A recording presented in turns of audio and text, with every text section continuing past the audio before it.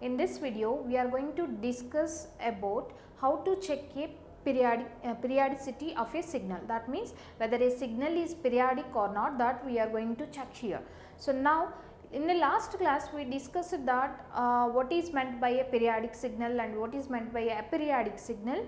So here periodic signal will repeats for every interval of time, that means same signal will be repeated for every similar interval of time, for t, for 2t, for 3t, whatever signal we are having at starting, that would be repeated.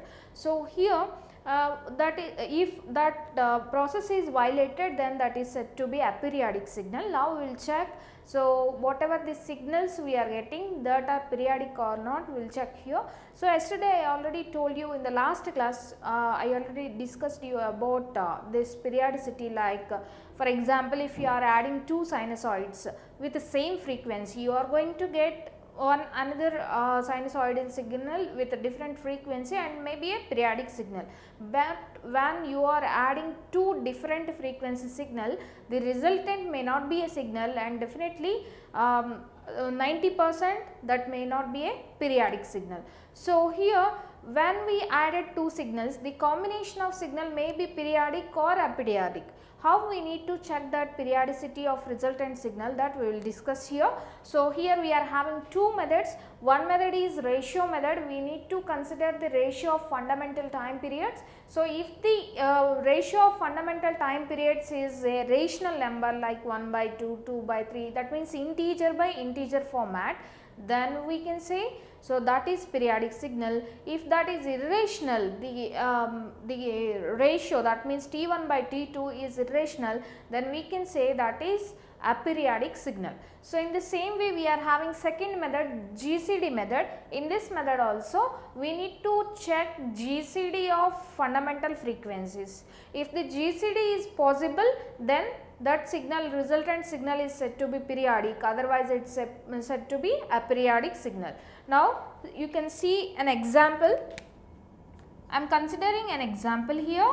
So I want to consider a signal x of t is equivalent to combination of cos 4t plus sin some pi t. I consider like this. So now what we need to prove is, so here we need to prove T1/T2 is equivalent to integer by integer or rational number. So otherwise that is said to be periodic. So here to calculate the T1 and T2, I am considering this as omega 1. So omega 1 is equivalent to 4, here omega 2 is equivalent to pi. As you know that omega is equivalent to 2 pi by t, so here I am substituting that. So omega is equivalent to 2 pi by t means, so if you want T1, so you can get by using 2 pi by omega 1. So 2 pi by 4 is nothing but 2 ones, 2 twos. So here it will remains as pi by 2. So now coming to here, to calculate T2 you need to consider 2 pi by omega 2. So 2 pi by omega 2 means 2 pi by pi you need to consider in place of omega 2, pi will be cancelled, remaining is 2. So now if you want T1/T2 ratio, then you need to consider like this, pi by 2/2. So it will become pi by 4. This is not in integer by integer format. This is a irrational number. So this is not said to be periodic. That means aperiodic signal. Aperiodic signal. For example, you done with this method. If you want to do with a Gcd method, so Gcd is nothing but greatest common divisor. The maximum, that highest positive number that can divide these two numbers, whatever fundamental frequency is there, that can divide this frequency without any remainder, is called as Gcd. If that is possible, then we can say Gcd is possible. Any highest positive number that can divide these two numbers without a remainder means Gcd is possible, otherwise we can say Gcd is not possible. Now we will check. You can observe here, for 4 and pi, is there any common number to divide and to get 0 remainder? No, there is no number like that. So Gcd also not possible for these two. So Gcd is not possible. So, by this method also we can say the signal is aperiodic. So, like that I am considering another example here, example 2. So, here x of t equal to I am considering like cos 2 pi t plus sin 4 pi t.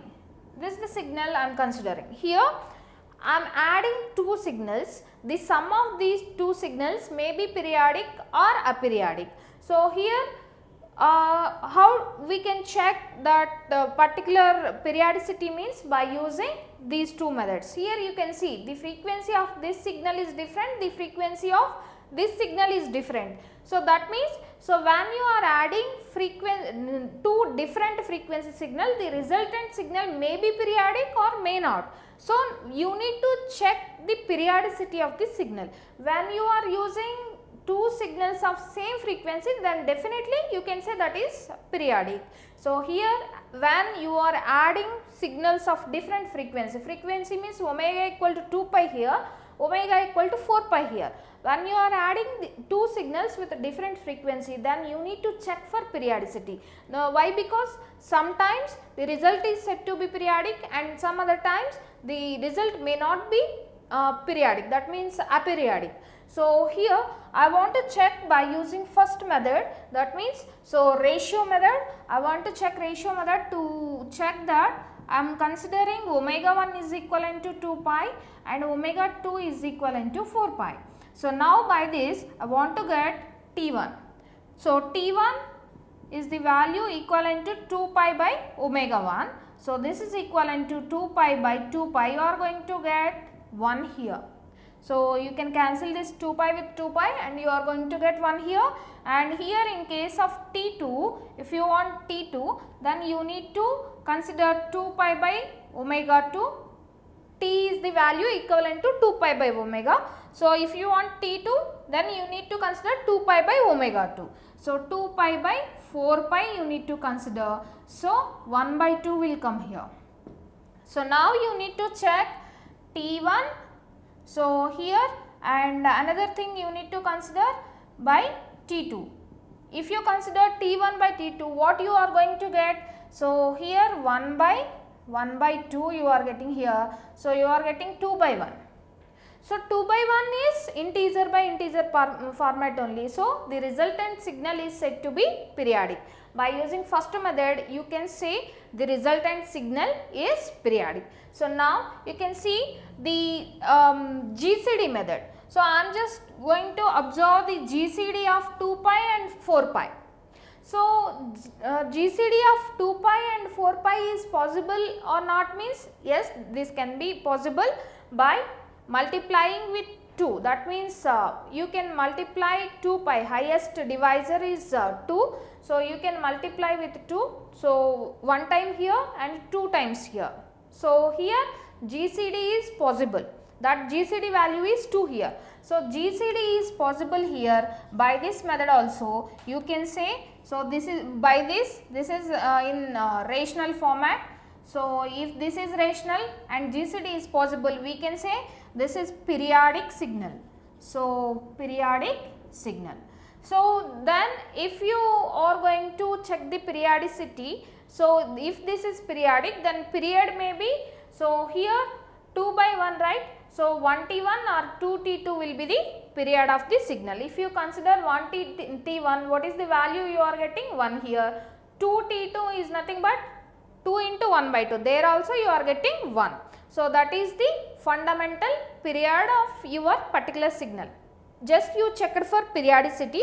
If that is periodic, then it need to repeat with a particular period. If you ask to find out what is that particular period, that particular period may be, so here in this case T1 by T2 equal to 2 by 1, then you need to cross multiply.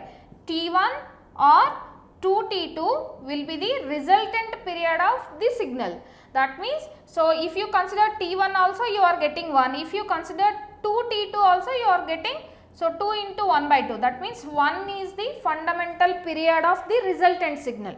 So, fundamental period of cos 2 pi will be 1, sin 4 pi will be 1 by 2. But when we added these two signals, the fundamental frequency and fundamental period will change.